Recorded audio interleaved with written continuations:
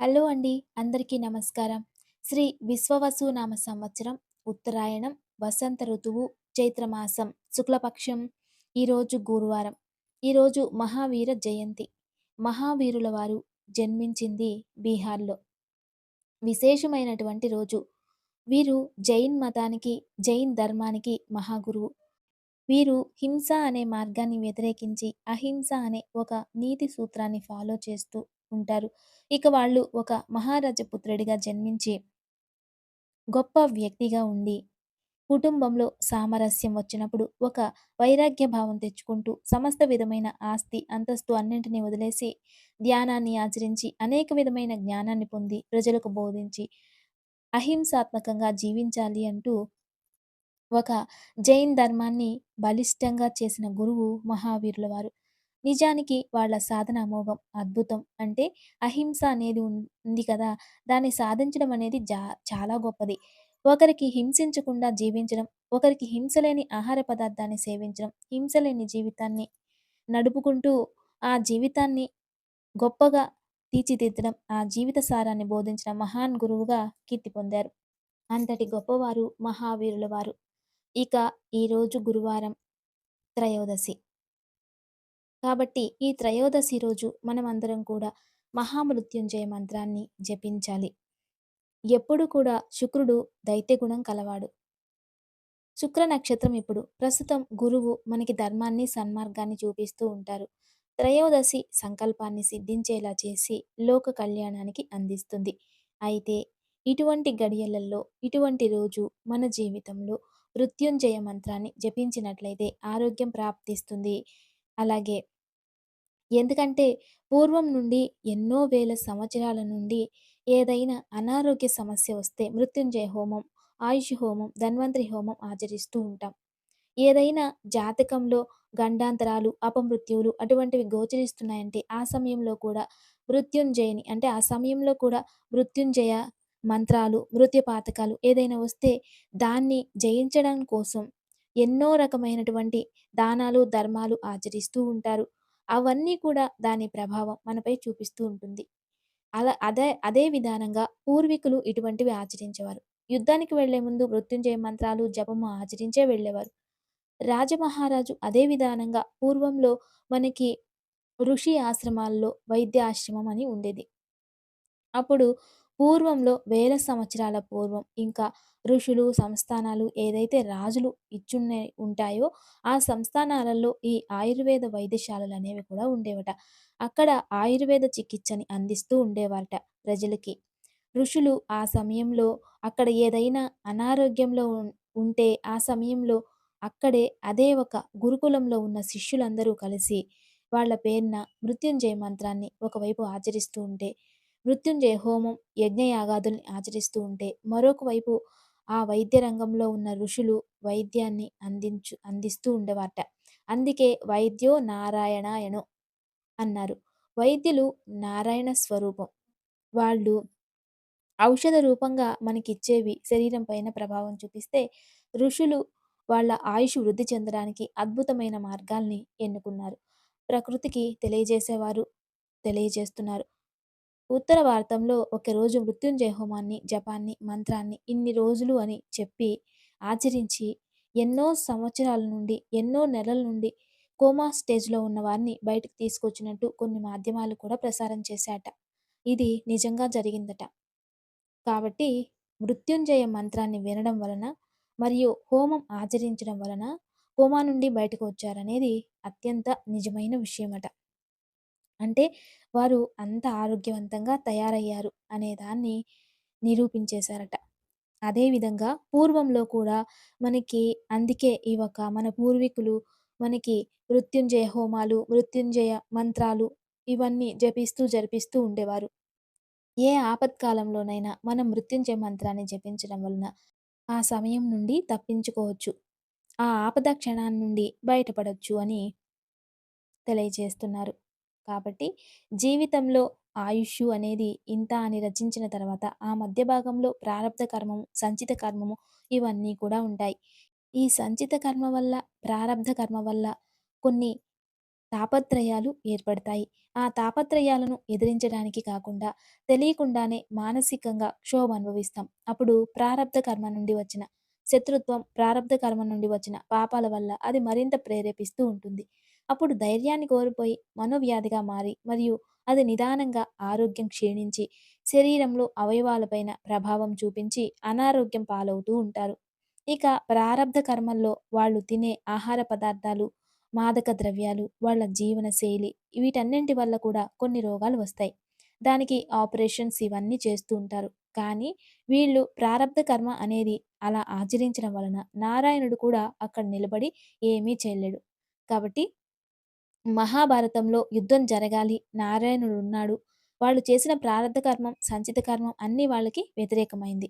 ఇక్కడ ప్రారబ్ధ కర్మంలో ధర్మాన్ని ఆచరించారు కాబట్టి పంచపాండవులకి విజయం ప్రాప్తించింది.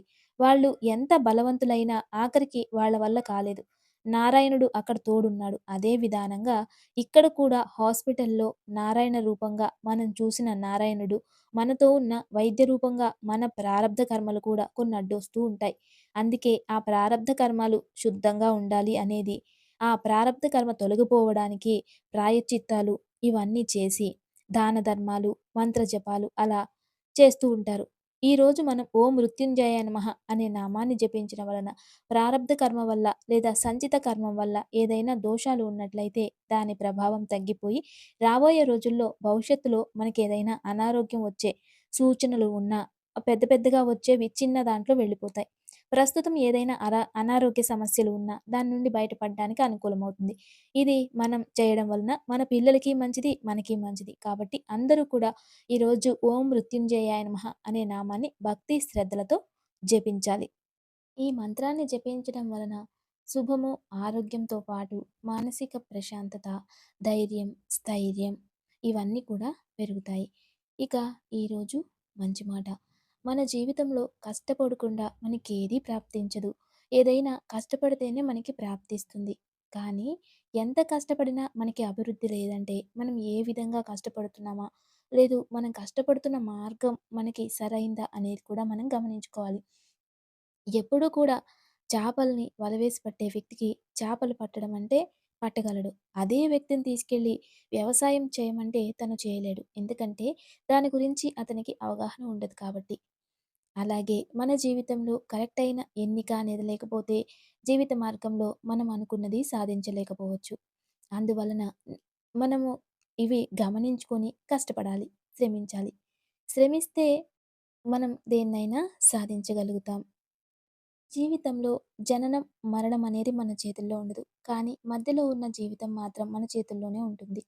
శ్రమిస్తూ ఉంటే ఏదో ఒకరోజు గొప్పవాళ్ళవుతారు. కానీ ఎవరైతే శ్రమించకుండా అదృష్టాన్ని నమ్ముకొని మంచి రోజులొస్తాయని ఎదురు చూస్తూ ఉంటే ఖచ్చితంగా రాదు. శ్రమించకపోతే ఏ రోజు మంచి రోజవ్వదు. ఏ రోజైతే శ్రమించడానికి మొదలుపెడతారో అదే మంచి రోజవుతుంది. కాబట్టి దీన్ని అందరూ గమనించుకొని శ్రమించడం అనే గుణం అలవర్చుకోవాలి. అది మీలో ఉంటే ఖచ్చితంగా అదృష్టం మిమ్మల్ని వెతుక్కుంటూ వస్తుంది. శ్రమించకపోతే అదృష్టం కూడా దూరంగానే ఉంటుంది. చదువులో గొప్పవాళ్ళు కావాలన్నా శ్రమించాలి. ఆరోగ్యపరంగా గొప్పవాళ్ళు కావాలన్నా శ్రమించాలి. జ్ఞానంలో గొప్పవాళ్ళు కావాలన్నా శ్రమించాలి. ఏ విషయంలోనైనా గొప్పవారు కావాలంటే తప్పకుండా శ్రమించాలి. దేన్నైనా సాధించాలి అంటే దానికి ఎంతో సాహసం కావాలి. మరియు దానికి ఎంతో ఓర్పు కూడా కావాలి. మరియు ఎంతో ప్రాక్టీస్ కూడా కావాలి. అప్పుడే మనం అవన్నీ ప్రాప్తిస్తాయి. కాబట్టి అందరూ ప్రపంచంలో అన్ని విద్యలు గొప్పవే. ఏది తక్కువ కాదు. కాబట్టి బ్రహ్మ విద్య ప్రాప్తించాలంటే ఎన్నో సంవత్సరాలు కష్టపడితేనే ప్రాప్తిస్తుంది. కానీ అదంత ఈజీగా అవ్వదు. కాబట్టి దీన్ని అందరూ గౌరవించండి. మన చుట్టుప్రక్కల ఉన్న ప్రతి జీవరాశి దాని పని అది చేస్తేనే ప్రకృతి బావుంటుంది. అలా చతుర్వర్ణము వాళ్ళు వాళ్ళ పని వాళ్ళు చేస్తేనే ప్రపంచం బావుంటుంది. ఎవరిని కూడా కించపరిచి మాట్లాడి, వాళ్ళని మానసికంగా కించపరిచి వాళ్ళని తక్కువ చేసి, వాళ్ళని అవమానించి, మనోవ్యాధికి దారితీస్తే అప్పుడు మీరు జ్ఞానులా? అవివేకులా? అవిద్యావంతులా? లేక విద్యావంతులా? వివేకాత్ములా? ఇక ఎవరికి వాళ్ళే దీన్ని గమనించుకోవాలి. ఇదే ఈరోజు మంచి మాట. ఇక ఈరోజు తారాబలం. ఈ తారాబలం నిన్నటి రోజు నుండి ఈరోజు మధ్యాహ్నం వరకు ఒకే నక్షత్ర ప్రభావం ఉంటుంది కాబట్టి, మధ్యాహ్నం తర్వాత విషమ గడియలన్నీ స్టార్ట్ అయిపోతాయి. అందువలన మధ్యాహ్నం వరకు నిన్నటిది, ఈరోజు నక్షత్రం అదే ఉంటుంది కాబట్టి, పుబ్బా నక్షత్రాన్ని నిత్య నక్షత్రంగా తీసుకుంటూ అశ్విని, మఖ, మూల, సంపత్తార విశేషమైన రోజు ఉపయోగం చేసుకోండి. భరణి, ఉబ్బ, పూర్వాషాఢ నక్షత్రం వారికి జన్మతార. ఆరోగ్యం పట్ల జాగ్రత్త వహించండి. కృతిక, ఉత్తర, ఉత్తరాషాఢ నక్షత్రం వారికి పరమమిత్రతార విశేషమైన రోజు. ఇక రోహిణి, హస్త, శ్రవణ నక్షత్రం వారికి మిత్రతార చాలా మంచిది, ఉపయోగం చేసుకోండి. మృగశిర, చిత్త, ధనిష్ట నక్షత్రం వారికి నైదన తార అంత మంచిది కాదు, జాగ్రత్త వహించండి. ఆరుద్ర, స్వాతి, శతభిష నక్షత్రం వారికి సాధక తార ప్రయత్నించండి, ఫలితం మీదే అవుతుంది. పునర్వసు, విశాఖ, పూర్వ భాద్రపద వారికి ప్రత్యక్ తార, ఈ జాగ్రత్త వహించండి. ఇక పుష్యమి, అనురాధ, ఉత్తర భాద్రపద వారికి క్షేమతార. శుభ ఫలి శుభ ప్రతిఫలం ఉంటుంది, ఉపయోగం చేసుకోండి. ఇక ఆశ్లేష, జ్యేష్ఠ, రేవతి నక్షత్రం వారికి విపత్తార ఉంది, జాగ్రత్తగా ఉండడం మంచిది. ఇక దివ్య పూజ. రేపు శుక్రవారం విశేషమైనటువంటి రోజు. రేపు సరస్వతి పూజను ఆచరించాలి. రేపు ఎవరైతే ఇంట్లో సరస్వతికి శ్వేత పుష్పాలని అర్పించి, అర్చించి, పూజించి, తెల్లటి పుష్పాలు, శ్వేత పుష్పాలు అలంకరించి, ఉప్పు లేని తెల్లటి అన్నంపై ఒక కొంచెం క్షీరం నైవేద్యం చేయండి. దాన్ని ప్రసాదంగా ఇంట్లో ఉన్నవాళ్ళు భుజించండి. అలా రేపు అమ్మవారికి ప్రత్యేకంగా ఇంట్లో మీరు పూజిస్తే, ఇంట్లో పిల్లలకి ఎడ్యుకేషన్ డెవలప్ అవుతుంది.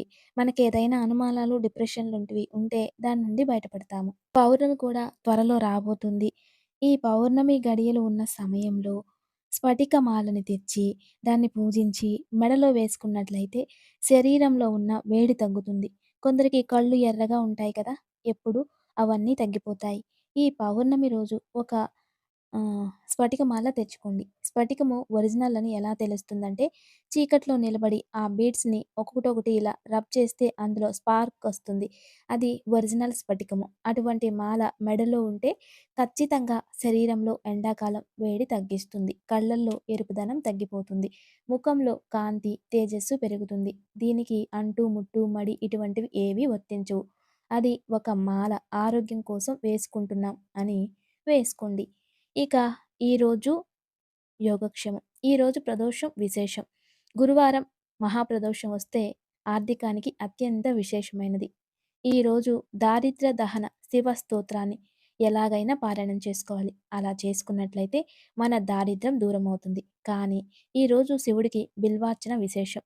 చెరుకు రసంతో అభిషేకం విశేషం. అలా ఇంట్లో చెరుకు రసం కాస్త తెచ్చి శివుడికి అభిషేకం చేయండి. లేదా శివాలయంలో అయినా చేయండి. బిల్వదళాలతో అర్చించండి. ఖచ్చితంగా దారిద్ర్యం దూరమవుతుంది. ఆర్థికంగా అభివృద్ధి అవుతారు. అంతేకాదు, ఏదైనా రావాల్సిన డబ్బులు మనకి పెండింగ్ ఉంటే అవి త్వరగా వస్తాయి. దివ్యమైన యోగక్షేమం తప్పక ఆచరించండి. నమస్తే. Thanks for watching.